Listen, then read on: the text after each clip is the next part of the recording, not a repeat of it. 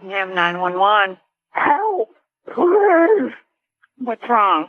Gun shot. You're shot. Yes, Where you at? How did you get shot, ma'am? I don't know. You don't know? No. Andre! Get James! 1018! Hurry up! That voice belonged to Linda Height, and as haunting as it sounds, she wasn't the only one who'd been shot. In the early hours of August 25, 2008, 58-year-old Linda somehow managed to crawl to a phone, even after being shot in the face and neck, and tell 911 that her husband and son had been shot too. Husband shot too. Your husband shot too? Yes. Oh, When officers arrived at the Height family home in Springfield, Georgia, they walked into a scene so shocking it would haunt them for years and leave everyone asking the same question. What could drive someone to do something this brutal? For starters, this case is a lot more complex than it first seems, so you might want to sit down, get comfortable, and really take this in. Because behind one of Georgia's most shocking family tragedies was a story that, at first glance, looked like something straight out of the American dream. Before there were flashing police lights, crime scene tape, and a 911 call that would haunt investigators for years, there was the Height family, a name that meant respect, success, and stability in Effingham County, Georgia. If you asked anyone back then, they'd tell you the Heights were the kind of family everyone wanted to be. Church-going, well-off, good-hearted, a model of Southern grace and family values. At the head of the family was Philip Height, a man who embodied hard work and faith. Born in September of 1948, Philip was raised in a religious home, the kind that taught you that a handshake was as binding as a contract, and that family always came first. He spent much of his early life serving others, first through the Georgia National Guard, where he dedicated 20 years of service before retiring in 1987, and later as a businessman who helped shape the very community he lived in. After leaving the military, Philip turned his attention to real estate, and it turned out to be a perfect fit. He was outgoing, personable, and the type who could make a friend in 5 minutes. Over the years, he built himself into one of the county's most successful real estate developers, known for his integrity and his generosity. He wasn't just respected, he was admired. If you had property in Effingham County, you probably knew Philip Height's name, but Philip's real pride wasn't his business, it was his family. That part of his life began when he met Linda, the woman who would become his wife and partner in everything. They met back in the 1960s at a Savannah County fair, one of those classic small-town love stories where boy meets girl, and the rest is history.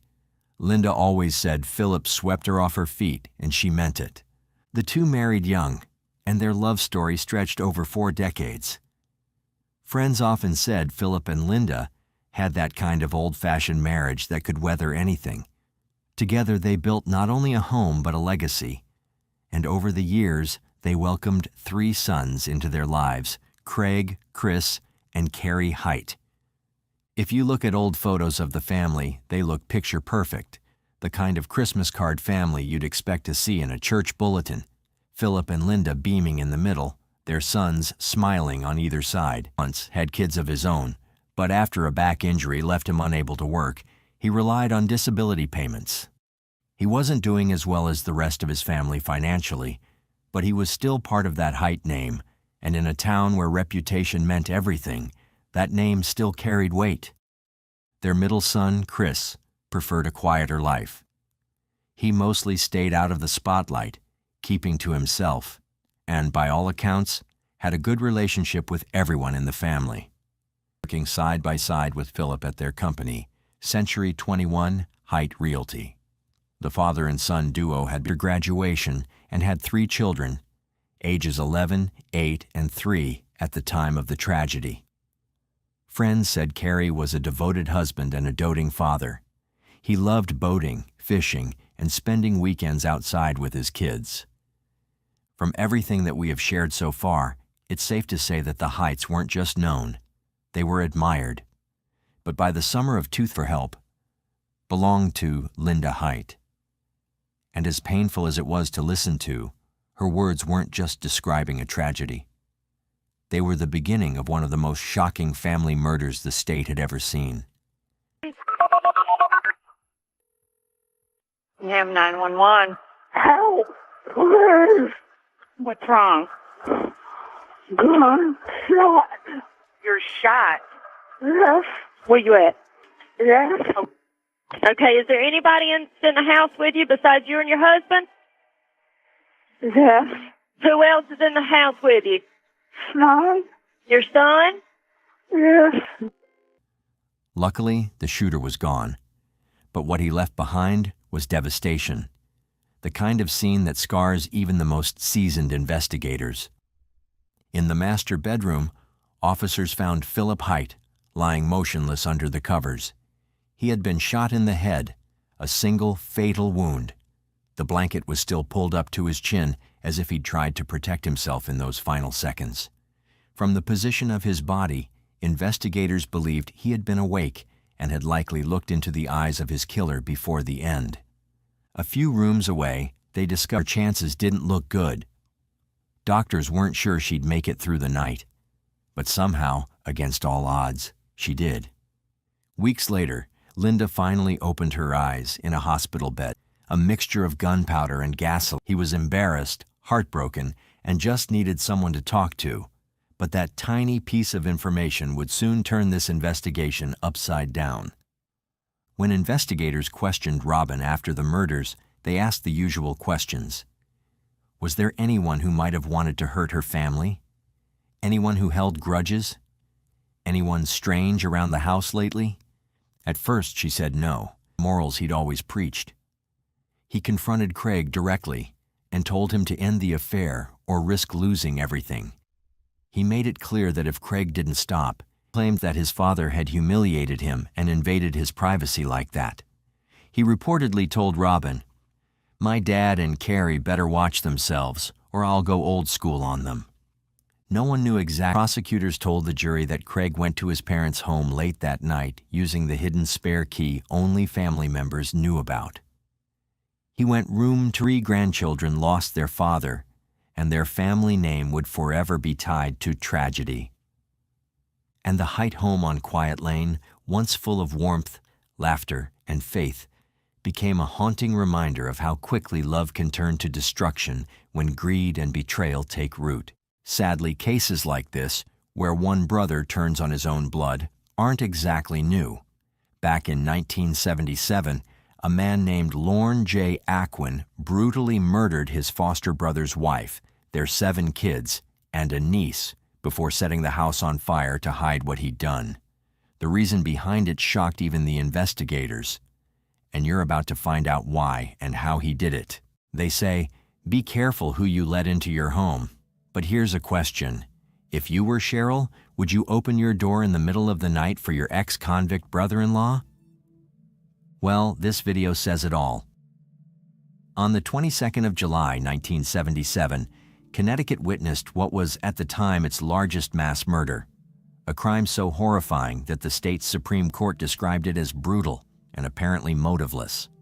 And trust me, the gruesome details will haunt you long after you hear them. And we're not here to sensationalize. It's raw, real, and devastating. And just like always, we're peeling back the layers of this nightmare to uncover what really happened to the Baudouin family. Let's start by getting to know the family and their world. The Baudouin family continued as it would for any other family. But little did anyone know, this night would soon take a dark and tragic turn that would change everything forever.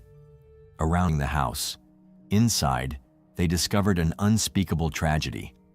The bodies of Cheryl Baudouin, her 7 children, and her 6-year-old niece, Jennifer Santoro, were found throughout the home. Each one had been brutally killed before the fire. Cheryl's charred body was found on the kitchen floor. 3 of the children were discovered in one bedroom, while 2 more were in another. 1 child was found in the master bedroom, and 2 more were located in the bathroom. The scene was nothing short of horrifying. Adding to the nightmare, many of the victims, including Cheryl, had their hands tied behind their backs.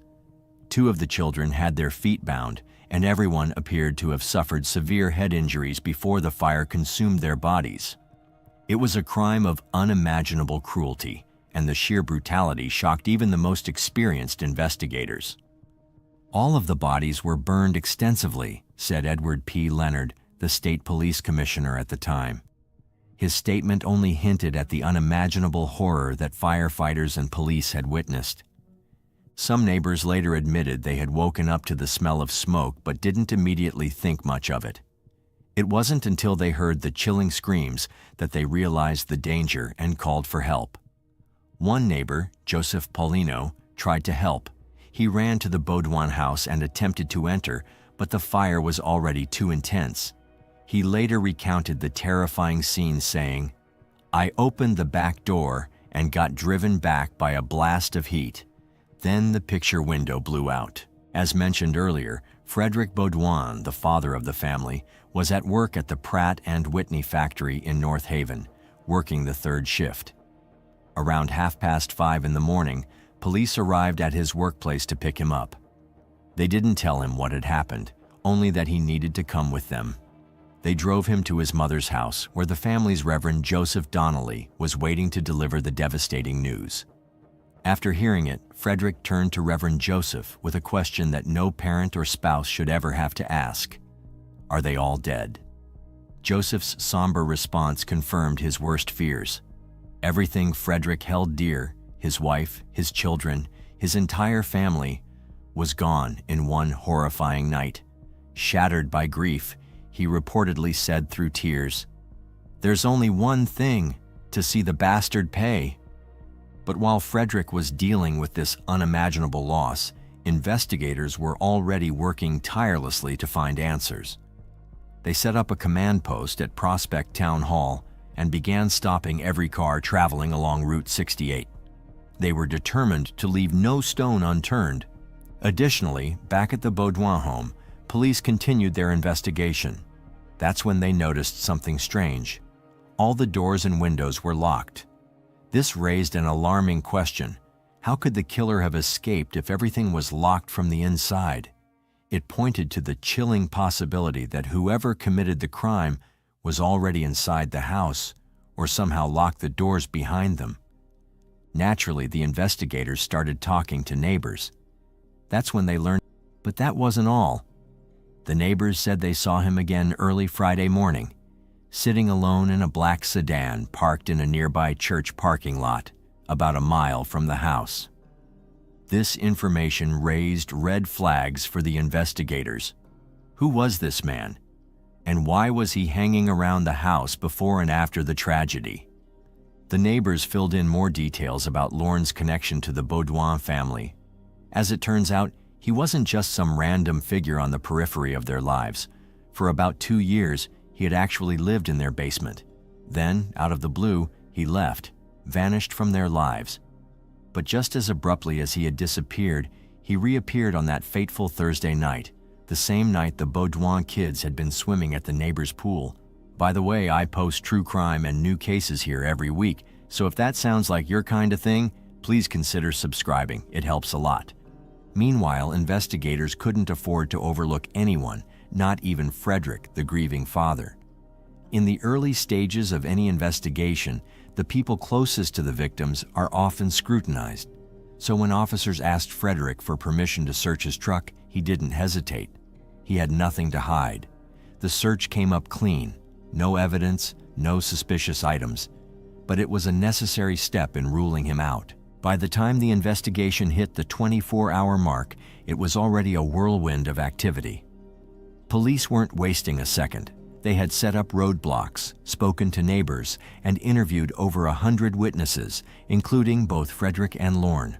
Every detail was critical, and no piece of information was too small to be considered.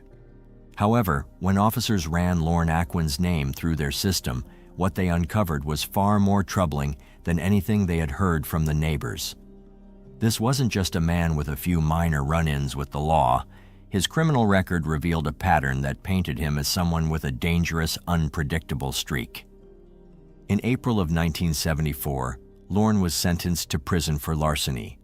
He served less than a year before being released in February of 1975, but freedom didn't suit him for long. By March of 1976, he was back behind bars after attempting to escape custody, a desperate and reckless act that hinted at his bold, unrestrained nature. After serving time for that charge, he was paroled in September of 1976. Now here's the part that truly raised red flags. When the tragedy at the Baudouin house happened, Lorne had only been out of prison for 7 months. 7 months. That's hardly enough time to rebuild a stable life, let alone prove himself as a changed man. And yet, here he was, connected to the scene of one of the most devastating crimes the community had ever witnessed. For investigators, the timing and circumstances surrounding Lorne's reappearance were impossible to ignore. His criminal past, combined with his strange behavior in the days leading up to the tragedy, created a picture that was hard to dismiss. Why had he returned to the Baudouin home after being gone for so long? Why was he spotted sitting in a black sedan in a nearby church parking lot the morning after the fire? To make matters even more intense, investigators uncovered a shocking twist. Lorne wasn't just some random person with a criminal past. He was actually Frederick's foster brother. Talk about a wild turn of events. On the morning of July 22nd at around 9:30 a.m., investigators went over to Lorne's apartment, asking him to come in for questioning. To everyone's surprise, he agreed without hesitation. He calmly went with them to the police station, but what happened next took everyone off guard. Lorne didn't just answer questions, he laid it all out. He was ready to confess. And he didn't just give some vague or wishy-washy response. Instead, he gave a chilling, detailed account of the crime that sent shivers down everyone's spine. He admitted to attacking his sister-in-law and the children. To make sure they were on the right track, police didn't just stop at one round of questioning. They asked him the same questions 3 different times, and each time, his story stayed exactly the same.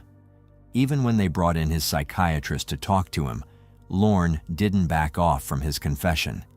At this point, it was clear as day. Lorne was the one responsible. He was arrested and charged with 9 counts of murder and 1 count of arson. But the investigators weren't taking any chances. They made him write up a full confession, a 7-page document that spelled out every detail of what had happened. The facts were so specific and accurate that no one else could have known them, certainly not from the news or outside sources. It was all from Lorne himself. But that's not where the story ended. Later that day, on July 23rd, investigators found even more damning evidence. A trash bag filled with bloody clothes was found near Lorne's driveway, and even more chilling, bloody shoes and socks were discovered in the trunk of his car, the very same car that people had seen him parked in at the church the night of the crime. All of this lined up perfectly with what Lorne had confessed. The evidence was stacking up like a mountain, pointing directly at him.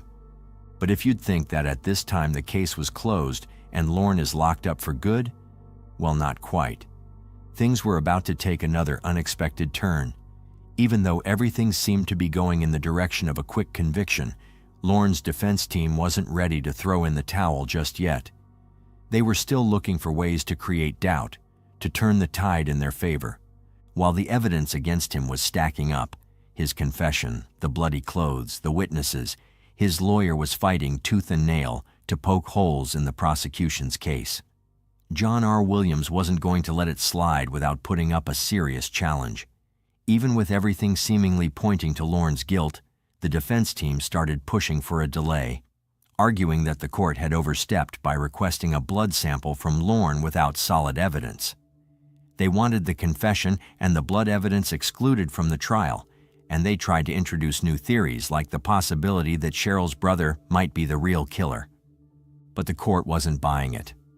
They saw the evidence for what it was, clear, consistent, and chilling, and refused to allow the defense to shift the focus elsewhere. The trial continued as planned, and when the jury was finally sworn in on July 16, 1979, it felt like the final chapter was getting closer. Then came the day everyone had been waiting for, the public reveal of Lorne's confession. And let me tell you, it didn't disappoint. It was a detailed, gruesome account of everything he had done. Lorne confessed to killing Cheryl, her children, and others, describing each moment with cold precision. He even talked about how he went to the house in the evening to pick raspberries with the kids before the violence began. It was hard to believe, but Lorne's story didn't end there. According to him, after leaving the house around 8:30 p.m., he came back in the early hours of the morning, around 2 or 3 a.m., slipping inside through the unlocked basement door. Once in the kitchen, he casually turned on the light, and that's when Cheryl came down to see what was going on. According to Lorne, she didn't seem too surprised to see him, and when he asked to grab some tools from the basement to fix his car, she let him go without a second thought. But things quickly took a deadly turn. After getting the lug wrench, Lorne came back upstairs and asked Cheryl for a beer. She didn't think anything was off about it. After all, he was family, right? But the moment she turned her back to get the beer, Lorne hit her over the head with the lug wrench. And that wasn't the end of it. He kept swinging, hitting her over and over again without hesitation.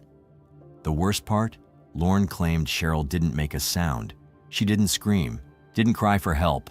I can't even imagine what was going through her mind at that moment. Was she trying to stay quiet so she wouldn't alert her children? Was she hoping to survive this attack without drawing attention? Unfortunately, it didn't work.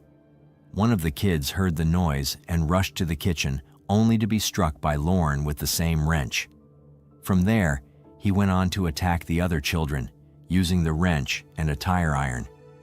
But when he heard Cheryl moaning in the kitchen, meaning she was still alive despite the brutal blows, he went back and started stabbing her. Lorne later confessed to the police that he tied up some of the children with string and then tragically assaulted 10-year-old Sharon before killing her. Just think about the horror this poor child experienced. Beaten senseless and then assaulted at just 10 years old. After all of that, he drenched everyone, Cheryl and the children, in gasoline and set the entire house ablaze. However, when Lorne took the stand on September 5, 1979, his story took a complete turn. He denied everything he had confessed to. He said, "I didn't do any of that." He claimed that he only signed the confession because his psychiatrist told him it would be better for him. According to Lorne, the psychiatrist had said, "You'd be better off if you signed." Lorne also claimed that he repeatedly requested a lawyer during his interrogation, expressing his desire to speak with one over and over. However, the police repeatedly denied his requests, insisting that they already knew he was guilty. They urged him to simply confess, convincing him that it would be better for him if he did. When questioned about the bloodstains on his clothes, Lorne offered an unusual explanation. He claimed that the blood wasn't from the murders, but from a fight he had gotten into the night of the killings. According to Lorne, he had been out for coffee when some men outside the cafe attacked him. In retaliation, he said he fought back and ended up beating them. That's where the blood came from, he insisted. It was a strange and highly unlikely story that left many people skeptical of his account. The situation took an even more bizarre turn when Lorne described his reaction upon learning about the murders.